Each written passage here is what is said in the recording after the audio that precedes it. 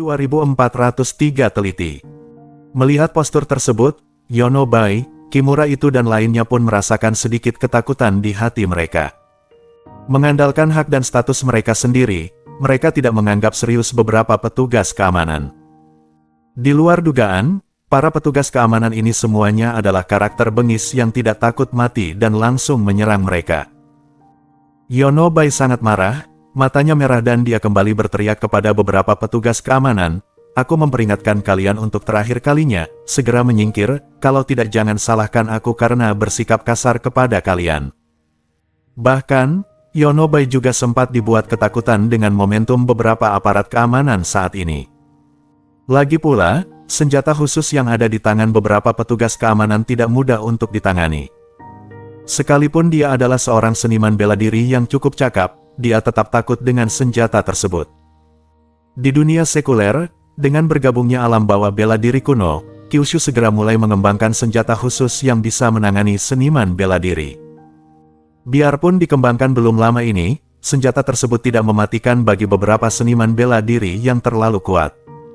Tapi, itu tetap berbahaya bagi seniman bela diri biasa.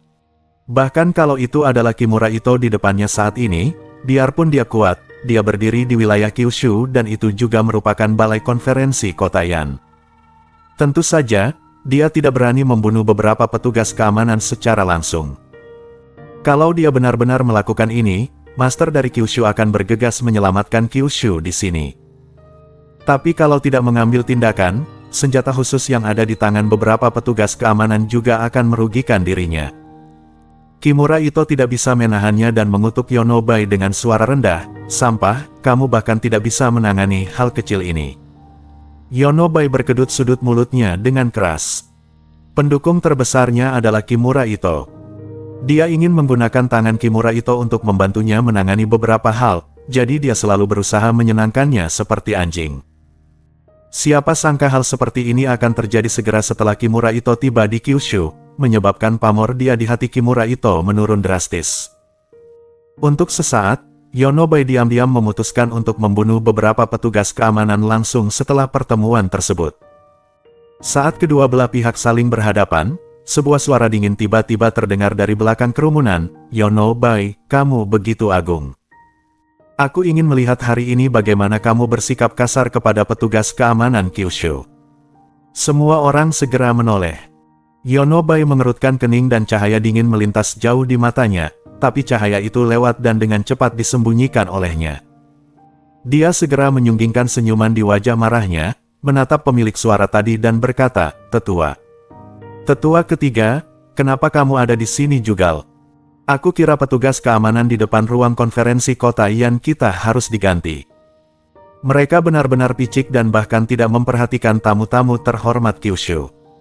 Kalau mereka memperlakukan tamu terhormat Kyushu dengan sikap seperti ini, bagaimana kekuatan global akan memandang Kyushu di masa depan kalau tersiar kabar tentang hal itu? Ternyata orang yang datang tak lain adalah tetua ketiga dari Kyushu. Saat Kimura Ito Itachi muncul, tetua ketiga sudah tertarik dengan pergerakan helikopternya. Ketika dia datang untuk melihat, dia menemukan apa yang terjadi di pintu ruang konferensi. Sebelum Yonobai menyelesaikan perkataannya, tetua ketiga menyela dengan dingin, "Tamu terhormat Kyushu. Siapa yang memberitahumu bahwa mereka adalah tamu terhormat Kyushu? Yang datang ke Kyushu kali ini hanyalah orang-orang dari seluruh dunia yang menghadiri konferensi tersebut. Hanya saja tempat konferensinya diatur di Kyushu. Dan personel keamanan Kyushu menjalankan tugasnya dengan baik, tapi kamu ternyata meminta mereka untuk meminta maaf kepada mereka yang tidak mengikuti aturan. Menurutku kamulah yang benar-benar tidak memiliki penglihatan, kan?" Bersambung. Bab 2404 Konflik dengan berbagai cendekiawan. Tetua ketiga tidak memberikan muka apapun pada Yonobai dan dia sudah mendengar sedikit tentang beberapa hal memalukan yang dilakukan Yonobai secara diam-diam, bahkan hal-hal yang dia lakukan pada Kyushu. Yonobai tidak pernah terungkap karena situasi di dunia baru terlalu rumit dan mereka belum menemukan bukti yang cukup. Jadi sekarang Yonobai sombong di sini, tetua ketiga tidak memandangnya dengan baik. Yonobai terdiam mendengar kata-kata tetua ketiga dan wajahnya menjadi merah dan putih. Segera, Tetua ketiga melihat ke arah Kimura Ito. Aku tidak peduli betapa mulianya status kamu di negara pulau kecil kamu. Karena kamu sudah datang ke wilayah Kyushu kami, kamu harus mengikuti aturan Kyushu kami. Kami rakyat pemberani Kyushu, tidak akan mentolerirmu sama sekali, jadi tolong singkirkan sikapmu itu. Kalau kamu memilih untuk tidak meletakkan senjata, silakan segera tinggalkan Kyushu. Kalau kamu ingin berpartisipasi dalam pertemuan tersebut, ikuti aturan Kyushu dan jangan menimbulkan masalah bagi aku. Kalau tidak, aku tidak bisa menjamin apakah kamu akan memiliki kesempatan untuk kembali ke negara pulau kecil kamu hidup-hidup.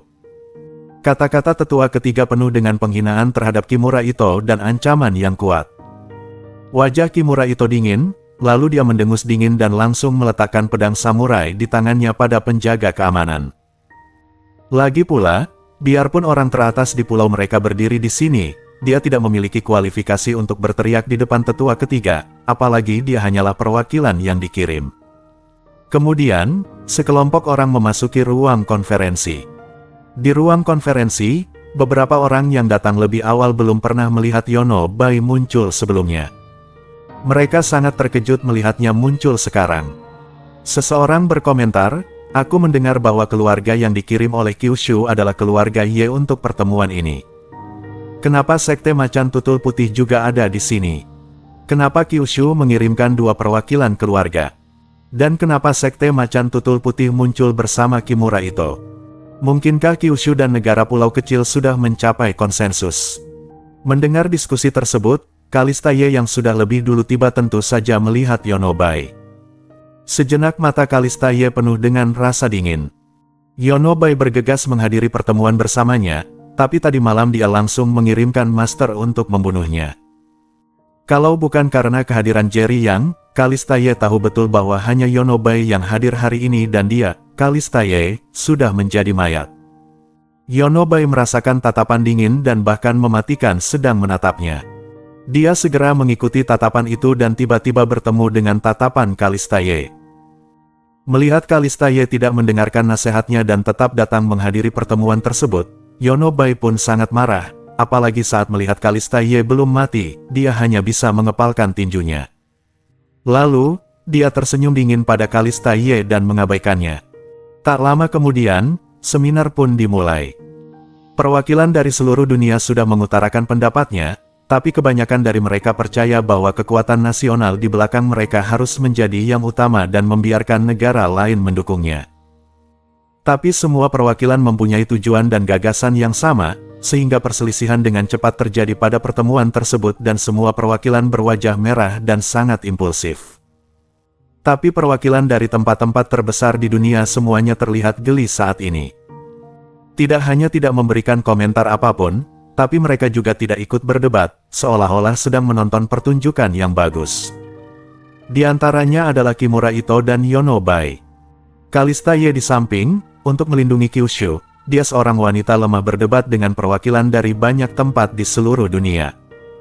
Pada saat ini, sosok lain muncul di pintu di luar ruang konferensi.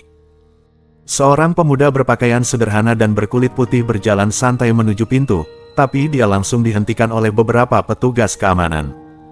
Bersambung.